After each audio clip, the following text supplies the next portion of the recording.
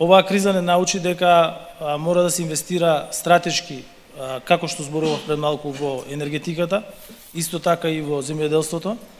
Затоа веќе е направен нов интервентен фонд оваа година и програмата е веќе направена, во која што се клучни за инвестирање пченката, пченицата, јачменот и сончогледот.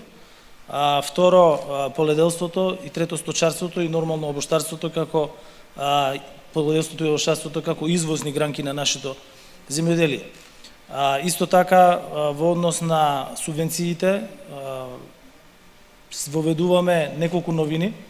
а тоа е прво воведување за прв пат на авансна исплата на субвенции, и тоа ќе започнеме оваа година со обоштарството, што значи дека субвенциите ќе бидат исплатени 30% пред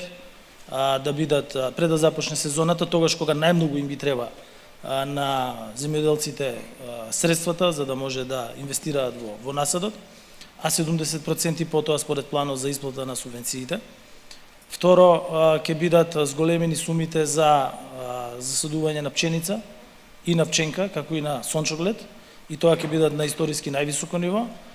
Дополнително за секој зголемено производство по хектар на пченка и на пченица ќе следува зголемено дополнително ниво на субвенција, што значи дека веќе субвенциите со оваа мерка ги пренасаме од полето на инпут на моделот на аутпут, на она што ќе биде произведено, и исто така истите тие површини ќе бидат субвенционирани и со зелена нафта, која што ќе биде во зголемен износ по хектар обработена површина со оглед на зголемените цени на енергенсите.